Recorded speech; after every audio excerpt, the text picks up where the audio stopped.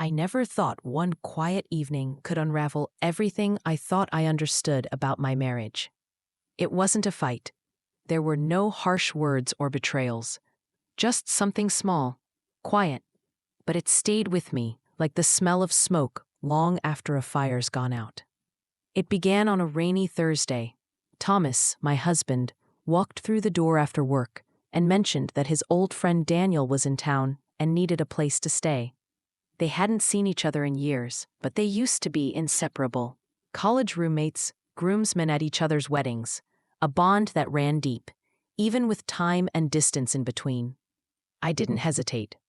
Lately, the house had felt more still than usual. Not empty, just silent in a way I couldn't quite name. Daniel's visit felt like a welcome break from the repetition. He arrived soaked from the storm, smiling as if no time had passed. Tall, with streaks of silver in his hair, and a calm, grounded presence. The kind of man whose energy quietly shifts a room without needing to say a word. He hugged Thomas like a brother. Then his eyes found mine. There was a warmth in his expression, a familiarity that caught me off guard. I brushed it off, but the feeling lingered, a glance that stayed just a beat too long, as if he saw something in me I hadn't noticed in a very long time. Dinner was simple. A bottle of wine, laughter, old stories, and the easy rhythm of two men reconnecting. For a while, I let myself enjoy it. But something happened later, after the lights were off and the house was still. Daniel was staying in the guest room across the hall. I woke in the middle of the night, not from a sound exactly, just a strange feeling. That quiet alertness that something was off. A soft glow spilled into our room from the hallway. At first, I thought Thomas had gotten up, but he was still next to me, breathing evenly, fast asleep. Then I heard it. A door easing open. Bare footsteps on the hardwood floor. And then, silence. I got up without really knowing why. I moved slowly, careful not to wake Thomas, and stepped into the hallway. The door to the guest room was cracked open. Down the hall, the light from the living room was on, casting faint shadows against the walls. That's when I saw him. Daniel stood near the fireplace, holding something in his hands. He didn't see me right away. His posture was still, his face unreadable. But there was something about his presence, focused, thoughtful, almost sorrowful. When he noticed me, he didn't flinch. He just offered a quiet, almost apologetic smile. He didn't say much, but I saw what he held in his hands. It was an old family photo, one I didn't even realize had fallen from the shelf. And then he said something I'll never forget. That some people only feel at home when they're with someone who truly sees them. I stood there, unsure what to say. But in that moment, I felt it. Something shifting. Unspoken. Subtle. But irreversible. And whatever it was, it didn't fade when I went back to bed. It followed me. Like a whisper I couldn't quite unhear. Something had started that night. And deep down, I think I knew. It wouldn't end quietly. I didn't sleep. I lay beside Thomas, listening to the steady rhythm of his breath, while my thoughts tangled around Daniel's words. They weren't loud, but they wouldn't leave me. Some people only feel at home when they're truly seen. He said it so simply, but it pierced something in me. Like he wasn't just talking in general, he was talking about me. I tried to brush it off. Maybe he was tired. Maybe it was the wine. But something in his eyes last night told me it wasn't accidental. It felt deliberate, intimate, like he'd touched a part of me I didn't even know was exposed. By the time I got to the kitchen the next morning, Thomas had already left for work. He'd scribbled a note on the counter. Early meeting. Coffee's ready. Love you. Daniel was already there too, sitting at the island with his hands wrapped around a mug. He looked like he hadn't slept much either. We exchanged a polite good morning, pretending nothing had happened, But the silence between us felt different now. Full, dense. We made small talk, weather, coffee, the trees beyond the porch, all the safe things. But there was something else happening just beneath the surface. I could feel it every time he looked at me, not as a guest, not even as Thomas's friend. Something deeper, like he saw something I'd forgotten was there. After breakfast, I kept busy, moving dishes, wiping counters, folding dish towels with a little too much focus. Daniel offered to help, but I waved him off. He didn't leave the room, though. He just stayed there, quiet, watching. And then he asked me a question that stopped me cold. When was the last time you did something just for yourself? I laughed without meaning it. I gave a vague answer, something about errands, but we both knew it wasn't true. Because the real answer was, I couldn't remember. Everything I did was part of a routine. Something to keep the peace, to keep the house running. Things done out of habit, not desire. Things done for Thomas, for us, but not for me. I admitted it out loud, more quietly than I meant to, and Daniel didn't judge. He just nodded, like he already knew. He said that sometimes we lose ourselves in the repetition, in the comfort, and after a while, no one asks us what we want, so we stop asking too. He looked like someone who had lived that truth. Maybe still was. Before I could say anything else, my phone buzzed. A text from Thomas. Can Daniel stay one more night? His hotel's overbooked. I looked up and Daniel was already watching me. There was a softness in his smile, but it didn't reach his eyes. Not really. I told him he'd be staying with us again. He nodded, and just like that, I felt it. Something was unfolding, quietly, inevitably. I didn't know if it was a second chance or a second warning, but I knew it wouldn't pass quietly like the night before. That evening felt different. Daniel was quiet through dinner, but it wasn't the kind of quiet that goes unnoticed. It was the kind that fills a room with something unspoken. He and Thomas laughed like old friends, trading stories from college and long-forgotten road trips. But every now and then, I felt Daniel's eyes on me. Not in a way that screamed anything, but in a way that lingered. His gaze held a quiet weight, like he saw a version of me I'd long forgotten. A version that still lived somewhere beneath the surface. After dinner, Thomas followed his usual routine. Straight to his office, where he'd answer emails until drifting off in front of the television. I knew the pattern by heart. Daniel stayed behind. This time, when he offered to help clear the table, I didn't refuse. We moved around each other in silence, rinsing dishes and folding napkins in quiet rhythm. Nothing dramatic. Nothing anyone else would have noticed. But everything about it felt charged. Our movements too careful. The air between us too aware. Our hands brushed once, and we both froze. Then he said something I didn't expect. He told me he remembered the first time he met me. A green dress, hair pinned up. A laugh at one of Thomas's jokes, and the thought that crossed his mind back then. Thomas is lucky. The memory caught me off guard. I barely remembered the moment he described. But he did. He said he'd always noticed me, even when no one else did. The words sat between us like a spark waiting for oxygen.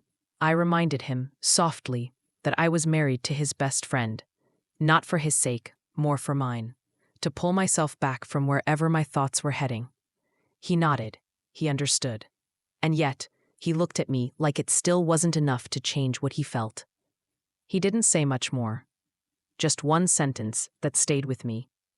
I wish someone looked at you the way you deserve to be looked at.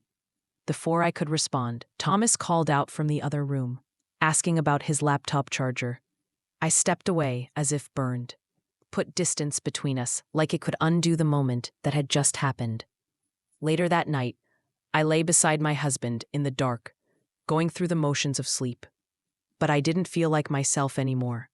Not entirely. And then, just before drifting off, I heard it. A faint creak on the floorboards.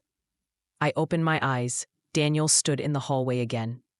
Silent, still, watching me. He didn't say anything, didn't move, just looked. And then, without a word, he turned and walked away. That should have been the end of it. But deep down, I knew it wasn't. Something had begun, and neither of us seemed willing or able to stop it. The next morning felt different. The kitchen looked the same. Same light through the window. Same chairs in their usual spots. The coffee pot was full. But the air, it had changed. Heavier somehow. Like something had moved, even if nothing had. Daniel stood by the window, coffee in hand, staring at nothing in particular. He looked lost in thought, as if searching for answers he already knew.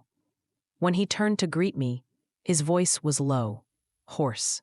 I nodded, keeping my distance. I couldn't meet his eyes, not after last night, not after the dream I couldn't shake. Twice I'd woken up with my heart racing, and his face still vivid in my mind. I told myself I needed to reset, act normal, be the version of myself I'd always been. So I did what I knew best. I kept moving. Dishes, laundry, emails. Anything to keep from being still long enough to feel. Thomas was gone for the day. Meetings, deadlines, the usual.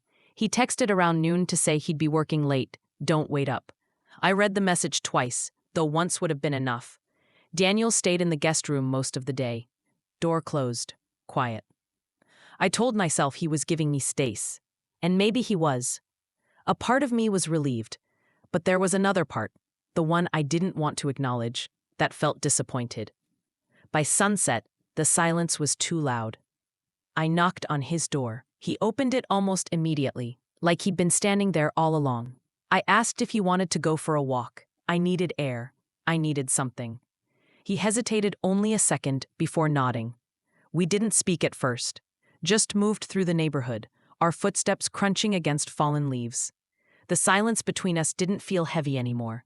It felt familiar, easy. Eventually, he asked if I was okay. I said yes too quickly. He said I seemed different, and I was. He'd said something no one else ever had. Something that had unraveled a thread I didn't know was still holding everything together. He looked at me like he regretted it. But when I asked if he'd been wrong, he didn't answer with an apology. He just asked if he'd lied. I couldn't respond, because he hadn't. We stood together under a street lamp, the light soft, the air cool. A breeze brushed my cheek, and without thinking, he reached out and tucked my hair behind my ear. That simple gesture, it changed everything. The closeness, the warmth, the unspoken understanding. It was too much. I stepped back, quietly but firmly. This couldn't happen. I told him that, and he agreed. But then he said the one thing that haunted me most. That doesn't change the fact that it already is. We walked home in silence, our arms at our sides. Our hands so close, it felt like they were already so. At the door, he paused, said he'd leave in the morning before Thomas woke up. I nodded. It was the right thing to do. But deep down, I knew what we both knew. Nothing would be the same after this. Not with him gone. And not with Thomas still here. Because a line had been crossed. And the truth was, I wasn't sure I wanted to go back. I didn't sleep that night. I lay next to Thomas, eyes on the ceiling, heart racing. Every time I closed my eyes, Daniel's face appeared. His voice. That moment by the street lamp. The memory of his fingers brushing my skin. Brief, but impossible to forget. Nothing had happened, not physically, but it was real. And somehow, that felt even worse. At 5:32 a.m., I heard the soft creak of the floorboards, then the quiet click of the front door. I didn't get up. Daniel was gone, and in the space he left behind, the silence felt unbearable. Thomas stirred beside me but didn't wake. He wouldn't know Daniel had left. Wouldn't think to ask what had almost happened while he was buried in meetings, in deadlines, in everything but me.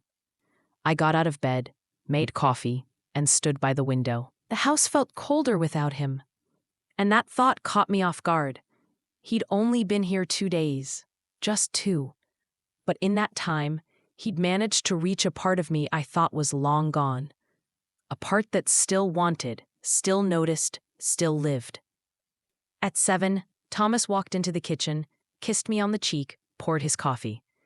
He didn't notice the extra mug on the counter, the one Daniel used yesterday. He asked if Daniel was still sleeping.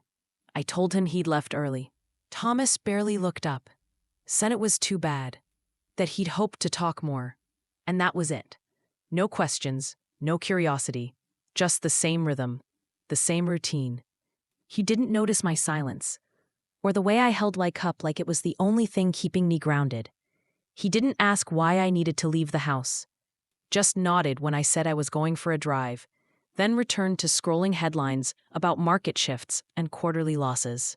I drove aimlessly for nearly 2 hours, through neighborhoods we once explored together, past quiet streets lined with trees turning amber and red.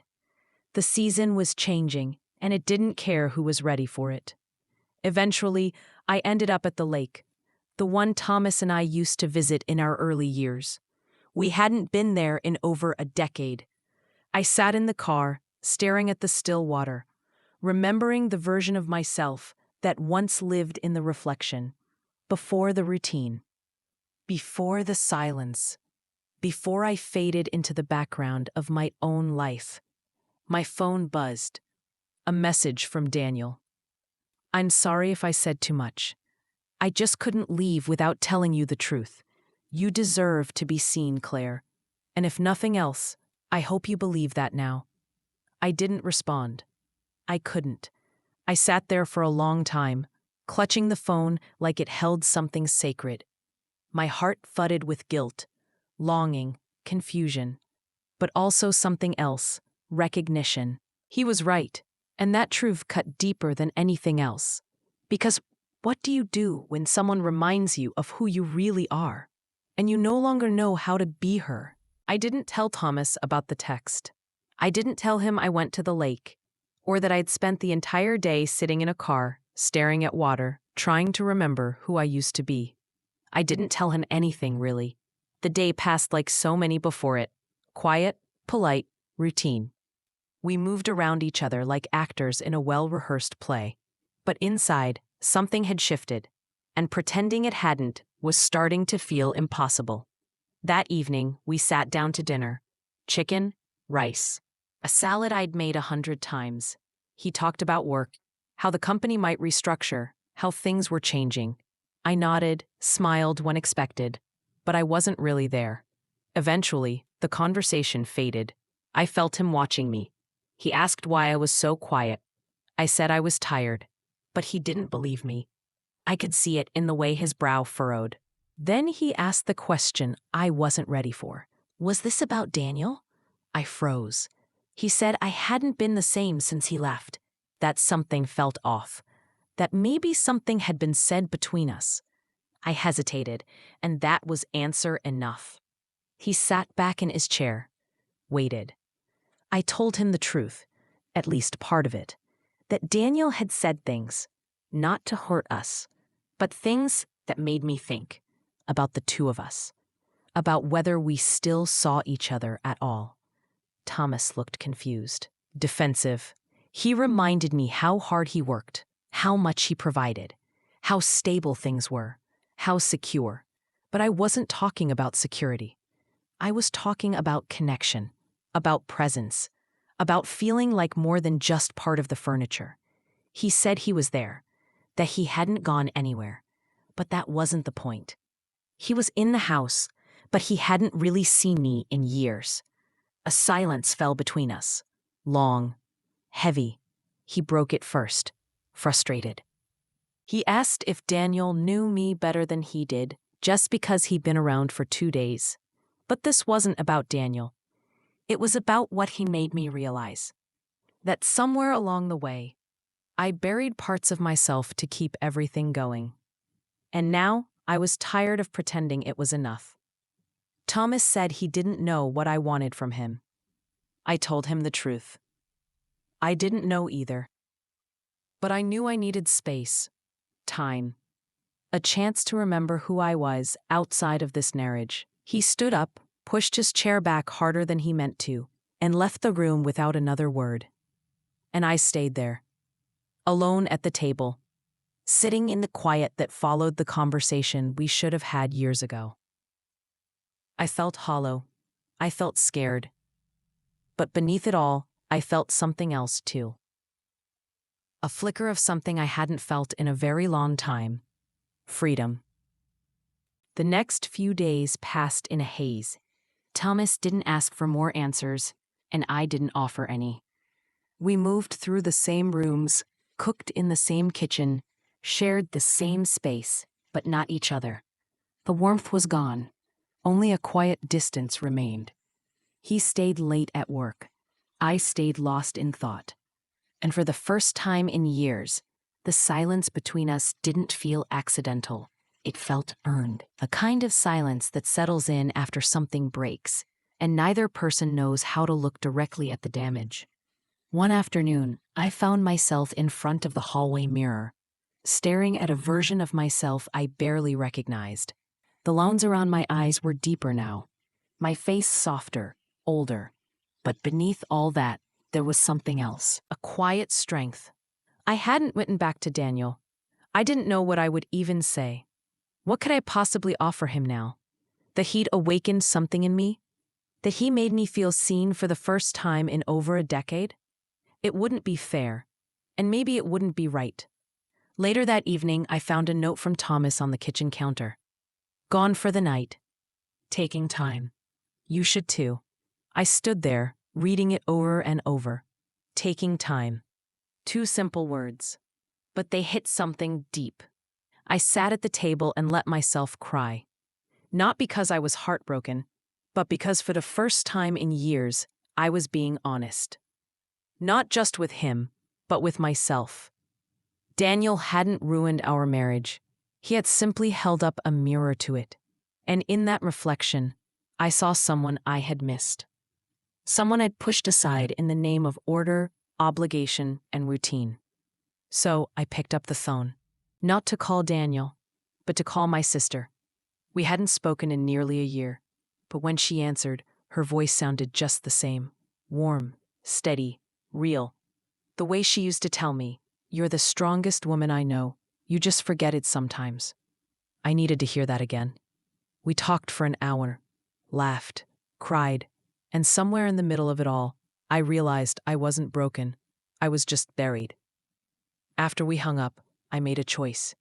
I didn't know what the future held for Thomas and me. We had years behind us, and maybe, if we're both willing, something ahead. But whatever came next had to begin with truth. Not escape, not replacement, not someone else stepping in to patch a hole I hadn't dared to name. That night, I sat at my desk and wrote a letter. Not to him, not to Daniel, but to myself. It began with a sentence I hadn't said in years. I'm sorry for forgetting you. And there, in the stillness of my quiet house, I let the tears come. Because for the first time in a long time, I remembered who I was. Daniel didn't change my life. I did. And from this point forward, whatever came next would be mine to shape, fully, honestly, unapologetically. If you liked this story, please don't forget to like this video, subscribe to the channel, and click on the bell. And you can also leave a comment and share this story with your friends. Thank you for watching.